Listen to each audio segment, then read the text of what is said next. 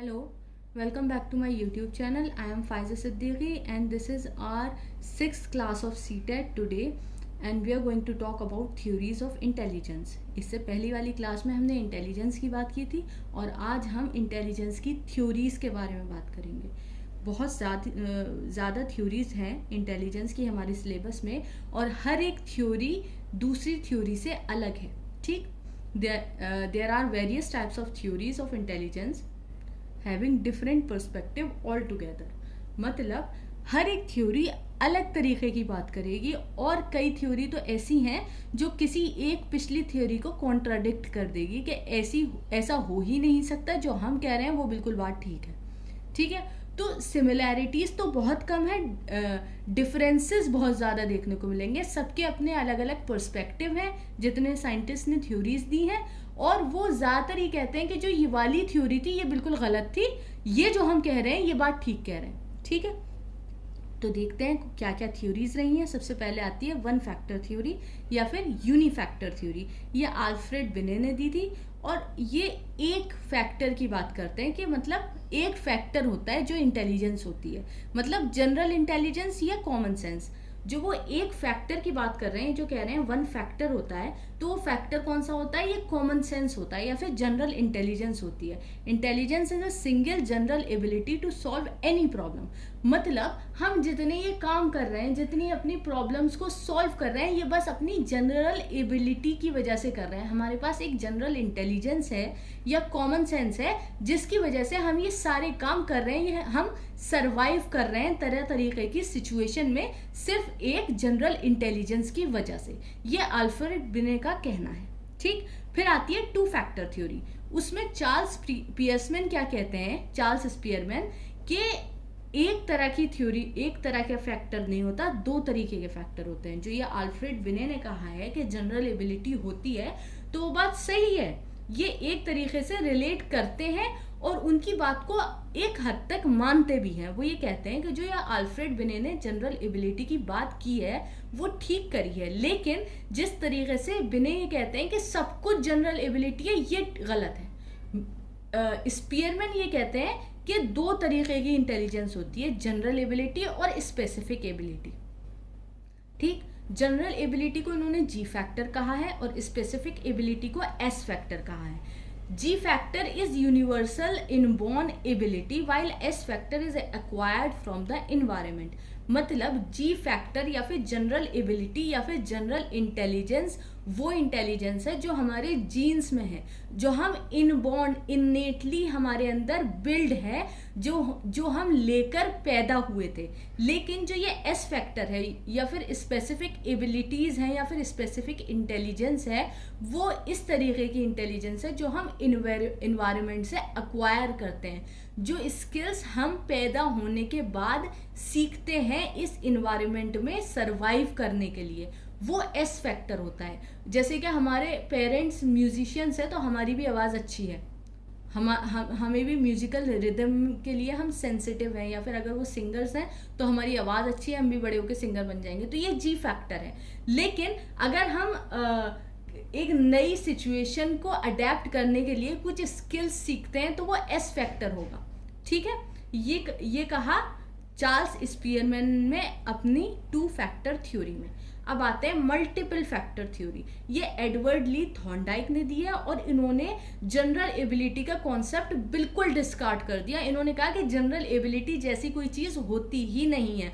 तो इसका क्या मतलब हुआ कि अल्फ्रेड बिने तो पूरी तरीके से डिस्कार्ड हो गए, कि अल्फ्रेड बिने ने जो बात कही वो बिल्कुल ही गलत थी और स्पियरमैन ने की आधी बात गलत निकली क्योंकि उन्होंने एक को जनरल एबिलिटी कहा था. ठीक, एडवर्ड ली थॉर्नडाइक ने ये कहा कि जो जनरल एबिलिटी है, जनरल इंटेलिजेंस है, ऐसा कुछ होता ही नहीं है. Each mental activity requires different set of abilities. इनकी कुछ हद तक बात यकीन करने की है कि मतलब हमारी जो अलग अलग एक्टिविटीज़ होती हैं वो अलग अलग तरीके की एबिलिटीज़ रिक्वायर करती हैं. कि मतलब अगर हम गा रहे हैं तो हमारी आवाज़ अच्छी होनी चाहिए, अगर हम डांस कर रहे हैं तो हमें डांसिंग स्किल्स होनी चाहिए, अगर हम कुक कर रहे हैं तो हमारे अंदर कुकिंग स्किल्स अच्छी होनी चाहिए. तो कोई भी काम करने के लिए अलग अलग तरीके की एबिलिटीज़ का इस्तेमाल किया जाता है. ये बात थॉर्नडाइक ने कही है. ठीक, इन्होंने 4 एट्रीब्यूट दिए इंटेलिजेंस के, level, range, area and speed. Level मतलब डिफिकल्टी, मतलब डिफिकल्टी ऑफ अ टास्क, जो भी हम काम कर रहे हैं वो किस लेवल की डिफिकल्टी है उसकी। ठीक है, रेंज मतलब अब जो हम ये टास्क कर रहे हैं ये कितने हैं, नंबर ऑफ टास्क कितने हैं, वो रेंज होगी।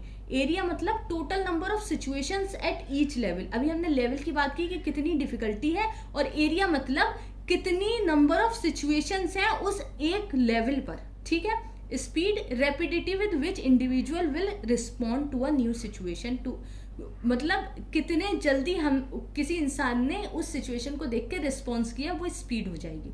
तो ये 4 चीजें हैं जो थॉर्नडाइक ने कही हैं। अब आता है group factor theory. Group factor theory Thurston ने दी है। इसको the theory of primary mental abilities या फिर पीएमए भी कहते हैं। मतलब थर्स्टन के बारे में आ जाता है कि theory of primary mental abilities किसने दिया है। ठीक है, तो ये नाम आपको याद रखना है।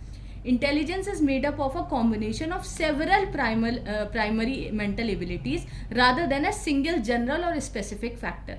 इन्होंने भी अब वही बात कही कि मतलब स्पीयरमैन की जो बात थी वो गलत थी, कोई जनरल और स्पेसिफिक एबिलिटीज नहीं होती, सेवरल प्राइमरी मेंटल एबिलिटीज होती हैं। ठीक है, इन्होंने 7 फैक्टर्स दिए हैं कि ये 7 तरीके के फैक्टर होते हैं, जब भी तो इनका नाम फिर ग्रुप फैक्टर थ्योरी पड़ा, कि इन्होंने ये कहा कि ना 1 होता है ना वो 2 होते हैं, 7 होते हैं। क्या क्या होते हैं? Special factor, perceptual factor, numerical factor, verbal factor, word factor, memory factor and reasoning factor. Special factor क्या होता है कि जो भी इंसान विजुअल इमेजेस को स्पेस में एकदम सोच सकता है, जो एब्स्ट्रैक्ट थिंकिंग कर सकता है, उसके पास स्पेशियल इंटेलिजेंस होगी। अब जैसे इंजीनियर्स होते हैं, आर्किटेक्ट होते हैं, आपने ध्यान दिया होगा जब नया घर खरीदा जाता है तो नक्शा बन के आता है कि इस तरीके से हमारा घर बनेगा। तो ये लोग जो नक्शा बनाते हैं इनके पास स्पेशल इंटेलिजेंस होती है कि किसी चीज को विजुअलाइज करना, इमेजिन करना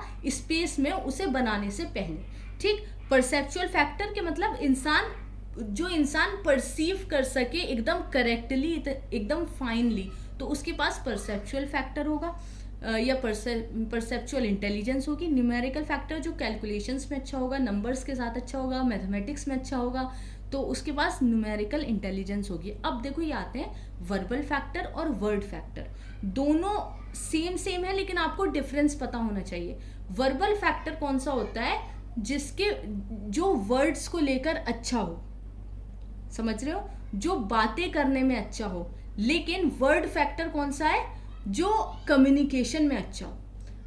दोनों में वर्ड का होना जरूरी है। दोनों जो इंसान होंगे, जिसके पास वर्बल इंटेलिजेंस होगी और जिसके पास वर्ड इंटेलिजेंस होगी, दोनों वर्ड्स को लेकर सेंसिटिव होंगे, वर्ड्स का बहुत अच्छे से इस्तेमाल कर सकते हैं। लेकिन वर्बल फैक्टर वो होगा जो बातों में, आपस में बातचीत में, स्पीचेस में अच्छा हो। और वर्ड फैक्टर नहीं, सॉरी, वर्बल फैक्टर वो होगा जो वर्ड्स में अच्छा हो, जो मतलब नॉवेल्स अच्छा लिखे, जो पोएट्स हो, जो बुक्स अच्छी लिखे, वो वर्बल फैक्टर होगा। और वर्ड फैक्टर जो कम्युनिकेशन में अच्छा हो, जो खड़े होके स्पीच दे सके, जो बातों से सामने वाले को समझा ले, ठीक है, उसके पास वर्ड फैक्टर होगा। जैसे पॉलिटिशियंस होते हैं, बहुत अच्छे से मैनिपुलेट कर पाते हैं स्टेज पर खड़े होके, लेकिन जो पोएट्स होते हैं उनके पास वर्बल फैक्टर होगा। ठीक है, डिफरेंस समझ गए ना? मेमोरी फैक्टर मतलब जो बहुत अच्छे से रिटेन कर पाएगा इंडिविजुअल, उसके पास मेमोरी अच्छी होगी। ये कहते हैं ना, कह रहे इस इंसान की मेमोरी बहुत अच्छी है, इसे पुरानी लड़ाइयाँ भी याद रहती हैं। ठीक है, तो उसके पास मेमोरी इंटेलिजेंस होगी। और रीजनिंग के जो इंसान बहुत अच्छे से रीजन कर सके, जो रीजनिंग जिसकी बहुत अच्छी हो, वो जो है उसके पास रीजनिंग इंटेलिजेंस होगी। Based on these factors Thurstone constructed a new test of intelligence known as test of primary mental abilities. ये चीज आप याद रखना कि इन्होंने पीएमए की जो है ये पूरा एक टेस्ट निकाल दिया था इन 7 फैक्टर्स के ऊपर डिपेंड करके। फिर आती है हमारी मल्टीपल इंटेलिजेंस थ्योरी।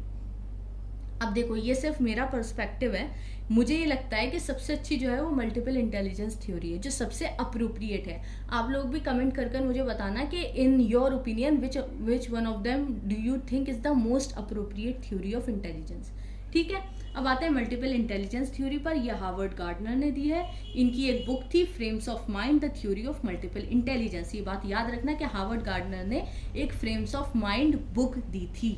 ठीक, ये कहते हैं कि 8 तरीके की इंटेलिजेंस होती है। अब तक थर्स्टन ने 7 टाइप्स की बात की थी, अब ये 8 तक पहुंच गए। ये कहते हैं कि नहीं, बल्कि इन्होंने और ज़्यादा भी दिए हैं, लेकिन हमारे एनसीईआरटी में 8 ही हैं, और जब भी क्वेश्चन आए तो आपको 8 पर ही टिक लगाना है। इन्होंने काफ़ी आगे की दे रखी हैं बहुत, लेकिन हमारे सिलेबस में सिर्फ 8 हैं। जब भी क्वेश्चन आए कि हार्वर्ड गार्डनर ने कितने टाइप की इंटेलिजेंस दी है, आप 8 पर ही टिक करेंगे। चलो, सबसे पहले आती है लिंग्विस्टिक इंटेलिजेंस, मतलब जो वर्ड स्मार्ट होते हैं लोग, जो लैंग्वेज का यूज़ बहुत अच्छे से कर लेते हैं। ये जो पोएट्स होते हैं कितने अच्छे होते हैं वर्ड में, कितने अच्छे से राइम कर लेते हैं अपनी पोएम्स को, ठीक। जो नॉवेल लिखते हैं, बुक्स लिखते हैं, ये सब वर्ड स्मार्ट होते हैं। इनका मतलब वर्ड को लेकर ये बहुत अच्छे से मैनिपुलेट कर लेते हैं, ऑर्गेनाइज कर लेते हैं, मैनेज कर लेते हैं, तो उनके पास लिंग्विस्टिक इंटेलिजेंस होती है। फॉर एग्जाम्पल रविंद्रनाथ टैगोर, इन्होंने कितनी सारी पोएम्स, बुक्स लिखी हैं, तो इनकी ये वाली इंटेलिजेंस होगी।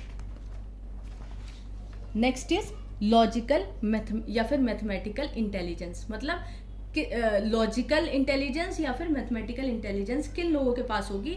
जिनके पास लॉजिकल रीजनिंग होगी, एब्स्ट्रैक्ट थिंकिंग होगी, प्रॉब्लम सॉल्विंग स्किल्स रखते होंगे। मतलब जितने ये लोग साइंटिस्ट लोग होते हैं, इनके पास कितनी लॉजिकल थिंकिंग होती है, ठीक है। तो एल्बर्ट आइंस्टाइन हमारे ये एग्जाम्पल हो जाएंगे, क्लियर कट एग्जाम्पल है। फिर आती है स्पेशल इंटेलिजेंस, मतलब skills in forming visual images या फिर पैटर्न्स। वही वाली बात जो अभी हमने स्पेशल फैक्टर में पढ़ी थी कि जो इमेजिनरी पैटर्न्स बना लेते हैं स्पेस में, जितने पायलट्स होते हैं, जैसे फॉर एग्जांपल पायलट्स इसमें आते हैं, या इंजीनियर्स, पेंटर्स। अब हमारे ये एम एफ हुसैन है, इंडियन पेंटर, काफ़ी मशहूर है, तो इसका ये एग्जाम्पल हो जाएंगे कि इनके पास स्पेशल इंटेलिजेंस है। पेंटर्स जो है, बहुत सारी ऐसी चीज़ें होती हैं जो उन्होंने कभी देखी नहीं होती, लेकिन फिर भी बना देते हैं, तो वो उनकी इमेजिनरी तो हुई ना, ठीक। फिर आता है म्यूजिकल इंटेलिजेंस, जो लोग रिदम को लेकर सेंसिटिव होते हैं, म्यूजिक को लेकर सेंसिटिव होते हैं, जो ये बता पाते हैं कि मतलब जो कंपोज कर पाते हैं नया नया म्यूजिक, उनके पास म्यूजिकल इंटेलिजेंस होती है। For example Lata Mangeshkar. Next is bodily kinesthetic intelligence, मतलब जिन लोगों की बॉडी बहुत फ्लेक्सिबल होती है, ठीक है। ये जो योगा गुरुज होते हैं, जो जिमनास्ट होते हैं, डांसर्स होते हैं, इनकी जो बॉडी होती है, या ये स्पोर्ट्समैन जो होते हैं, जितने क्रिकेटर्स होते हैं, उनकी भी तो बॉडी बहुत फ्लेक्सिबल होती है, ठीक। तो इसमें एग्जाम्पल आ जाएगा माइकल जैक्सन, या किसी भी आप स्पोर्ट्स पर्सन को ले लो, या योगा, जितने ये योगा मास्टर्स हैं उनको ले लो, जिमनास्ट को ले लो, ये सब इसमें आ जाएंगे। फिर आती है इंटरपर्सनल। अच्छा, 2 वर्ड है, एक है इंटरपर्सनल और एक है इंट्रापर्सनल। इसको लेकर कंफ्यूज मत हो जाना, ये 2 अलग वर्ड है और दोनों के अलग मीनिंग है। इंटरपर्सनल मतलब इसमें ज्यादा लोग आ रहे हैं, और इंट्रापर्सनल में बस एक आ रहा है, ये बात ध्यान रखना है। इंटर मतलब मैनी और इंट्रा मतलब वन। इंटरपर्सनल इंटेलिजेंस जो दूसरों के बिहेवियर को अंडरस्टैंड कर सके, उसके पास इंटरपर्सनल इंटेलिजेंस होगी। ये जो साइकोलॉजिस्ट, साइकाइट्रिस्ट होते हैं, या गाइडेंस काउंसलर वाले होते हैं, मतलब किसी के पास कोई मेंटली अनस्टेबल है, तो डॉक्टर कहता है कि आप एक साइकाइट्रिस्ट को जाकर देखिए, ठीक है। या बच्चे होते हैं, उनको आगे का जानना होता है कि मुझे कौन सी फील्ड में जाना चाहिए, तो वो काउंसलर से बात करता है, जो गाइडेंस प्रोवाइडर होते हैं उनसे बात करते हैं। तो ये जो साइकोलॉजिस्ट होगा, उसके पास इंटरपर्सनल इंटेलिजेंस होगी, वो सामने वाले को समझ पाएगा कि वो किस तरीके की बात कर रहा है, वो कैसा फील कर रहा है, ठीक। जिस इंसान में एम्पैथी होगी, वो सामने वाले की फीलिंग्स को जान पाएगा। फॉर एग्जाम्पल महात्मा गांधी, ठीक है। या फिर पॉलिटिशियंस को भी हम कह सकते हैं कि इनके पास इंटरपर्सनल इंटेलिजेंस होती है, जो कायदे के पॉलिटिशियंस होते हैं, जो सामने, मतलब अब तो खैर बहुत गंदा वर्ड हो गया ये पॉलिटिशियन, लेकिन असल में पॉलिटिशियन का मतलब ही है कि जो अपनी जनता को जान पाए, ठीक है, जो वो करे जो उसकी जनता चाहती है, तो वो ऐसे ही तो इंसान हुआ जो सामने वाले की फीलिंग्स को समझ पा रहा है। फिर नेक्स्ट इज इंट्रापर्सनल इंटेलिजेंस, मतलब to understand our own self, जो अपने आप को जाने, जो सेल्फ अवेयर हो, जो अपनी फीलिंग्स को जाने कि अगर मैं आज खुश हूं तो क्यों खुश हूं, अगर मैं रो रहा हूं तो क्या वजह है इस रोने की, मैं क्यों इतना दुखी फील कर रहा हूं। तो ये जो फिलोसफर्स होते हैं, इनके पास इंट्रापर्सनल इंटेलिजेंस होती है। फॉर एग्जाम्पल बुद्धा या सदगुरु, बहुत सारे एग्जाम्पल इसमें हो जाएंगे, जो अपने आप को बहुत अच्छे से जानते हो, ठीक। लास्ट है नेचुरलिस्टिक इंटेलिजेंस, मतलब जो एक नेचुरल वर्ल्ड को लेकर सेंसिटिव हो, या एनवायरनमेंट को लेकर सेंसिटिव हो, वो उसके पास नेचुरलिस्टिक इंटेलिजेंस होगी। फॉर एग्जांपल अगर आप किसी इंसान के सामने एक गुलाब तोड़ लो तो उसको तकलीफ हो, कह रहे हो उसको मत तोड़ो, प्लांट को भी दर्द होता है, ठीक है। तो उसके पास नेचुरलिस्टिक इंटेलिजेंस होगी जो नेचुरल वर्ल्ड को के प्रति बहुत सेंसिटिव फील करता हो। जैसे कि अब ये बॉटनिस्ट होते हैं, जूलॉजिस्ट, जू कीपर्स, बर्ड वॉचर्स, फार्मर्स, ये जितने होते हैं इनके पास नेचुरलिस्टिक इंटेलिजेंस होती है। फॉर एग्जाम्पल चार्ल्स डार्विन, ये बहुत मशहूर बॉटनिस्ट थे, ठीक। अब लास्ट थ्योरी आती है हमारी ट्रायआर्किक थ्योरी। ये रॉबर्ट स्टर्नबर्ग ने दी है और इन्होंने ये 3 तरीके की इसमें इंटेलिजेंस को दिया है। ट्रायआर्किक का मतलब ही है कि इन्होंने इंटेलिजेंस को 3 तरीके में बांट दिया है, प्रैक्टिकल, क्रिएटिव और एनालिटिकल। अब इसके बारे में जानते हैं ये क्या होती है। तो सबसे पहले आता है हमारा प्रैक्टिकल इंटेलिजेंस। प्रैक्टिकल इंटेलिजेंस को कॉन्टेक्सचुअल इंटेलिजेंस भी कहते हैं। मतलब ये जो स्ट्रीट स्मार्ट्स जो लोग होते हैं उनके पास प्रैक्टिकल इंटेलिजेंस होती है। Enable people to adapt to the demands of the environment, मतलब जो एक एनवायरनमेंट में देखकर स्किल्स को डेवलप करें in order to survive in that environment, तो उसके पास प्रैक्टिकल इंटेलिजेंस हो गया। फॉर एग्जाम्पल कोई लड़का है, उसका जो है कहीं बाहर जॉब लग गई, ठीक है ना, अपने शहर से किसी और शहर में। अब वहाँ पर तो मम्मी है नहीं खाना बनाने के लिए, अब वो खाना बनाना सीखेगा, तो वो उस नई सिचुएशन में अडेप्ट कर रहा है in order to survive there, ठीक है। तो उसके पास वो प्रैक्टिकल इंटेलिजेंस होगी दैट उसका जो वो प्रैक्टिकलिटी है माइंड की, वो ये है कि अगर मैंने खाना नहीं बनाया तो मैं कैसे सर्वाइव करूंगा। वो नहीं कि मतलब वो अपने स्टबर्ननेस में खाना ही नहीं बनाएंगे कि मैं तो लड़का हूँ, मैं क्यों खाना बनाऊंगा, चाहे वो मरी क्यों ना जाए भूखा, ठीक। तो जिसके अंदर ये प्रैक्टिकलिटी होगी कि इन ऑर्डर टू सर्वाइव मुझे ये काम करना पड़ेगा, मुझे ये नई स्किल डेवलप करनी पड़ेगी इस न्यू सिचुएशन में आकर, उसके पास प्रैक्टिकल इंटेलिजेंस होगी। Next is creative intelligence. Creative intelligence को एक्सपीरियंशियल इंटेलिजेंस भी कहते हैं।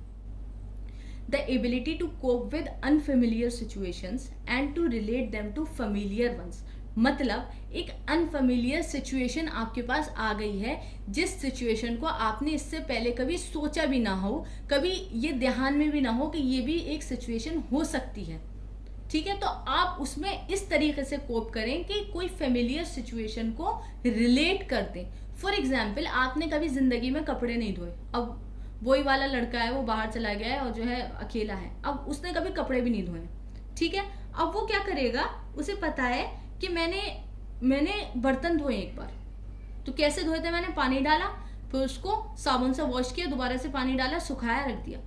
तो वही वो टेक्निक अब कपड़े धोने में इस्तेमाल करेगा। जो बर्तन धोने में टेक्निक, जो स्किल उसने यूज की थी, अब यहाँ पर वो क्लोथ वॉशिंग में वही टेक्निक अप्लाई करेगा। वो क्या करेगा, पहले क्लोथ्स को पानी डालेगा, फिर उस पर साबुन से वॉश करेगा, फिर दोबारा से उस पर पानी डाल के सुखा के रख देगा, ठीक है। तो उसने क्या किया, उसने एक अनफेमिलियर सिचुएशन को फेमिलियर सिचुएशन से रिलेट करके उसकी प्रॉब्लम सॉल्व कर दी। As a result of experience one is able to solve problems quickly. जाहिर सी बात है, जब एक फेमिलियर सिचुएशन से आप उसको रिलेट कर रहे हो तो उस अनफेमिलियर सिचुएशन को ज़्यादा जल्दी से सॉल्व कर पाओगे, ठीक है। ये होती है हमारी क्रिएटिव इंटेलिजेंस। अब लास्ट है एनालिटिकल इंटेलिजेंस, इसको कंपोनेंशियल इंटेलिजेंस भी कहते हैं। ये जो एकेडमिक एबिलिटी होती है, जो मतलब जो बच्चे पढ़ने जाते हैं, जो कोचिंग में जाते हैं, या तुम लोग जो सीटेट के लिए तैयारी कर रहे हो, आप लोगों में एनालिटिकल इंटेलिजेंस होगी। Solve problems and to acquire new knowledge, मतलब ये जो नई नई चीज़ें आप याद कर रहे हो और नई नई नॉलेज को गेन कर रहे हो। Combining and comparing pieces of information and generating a solution. अब देखो सुनो, अब आपको इंटेलिजेंस के बारे में जानना है क्योंकि आप सीटेट के लिए प्रिपेयर कर रहे हो। अब आपने तरह तरीके के वीडियो नए नए उसके निकाले और आपने अपने नोट्स बनाना शुरू कर दिए। तो किसी से आपने थ्योरी ले ली, किसी से आपने इंटेलिजेंस का मीनिंग डेफिनेशन ले लिया, किसी से आपने वो सारे साइंटिस्ट ले लिए जिन्होंने इसके बारे में बात की है, जितने साइकोलॉजिस्ट ने, जितने फिलोसफर ने इस इंटेलिजेंस के बारे में बात की है, उसके आपने नाम ले लिए। किसी वीडियो से आपने सबकी ईयर ले ली कि ऑर्डर क्या है इनका, ठीक है। तो अलग अलग जगह से आपने इंफॉर्मेशन गेन करी और आपने एक नोट्स बना लिए पूरे कंप्लीट। तो आपने क्या किया, आपने कंबाइन किया और कंपेयर किया pieces of information and generating a solution, और आपने ये सोल्यूशन निकाल लिया। आपके जो ये नोट्स तैयार हुए हैं, जिससे आप पूरा एक साथ याद कर लेंगे जो आप पढ़ेंगे अपने सीटेट के लिए, ठीक है। तो ये होती है analytical intelligence. So that was all for today. I hope you enjoyed my video and learned something today here, and if you did, then you can like, share and subscribe to my YouTube channel, and thank you for watching.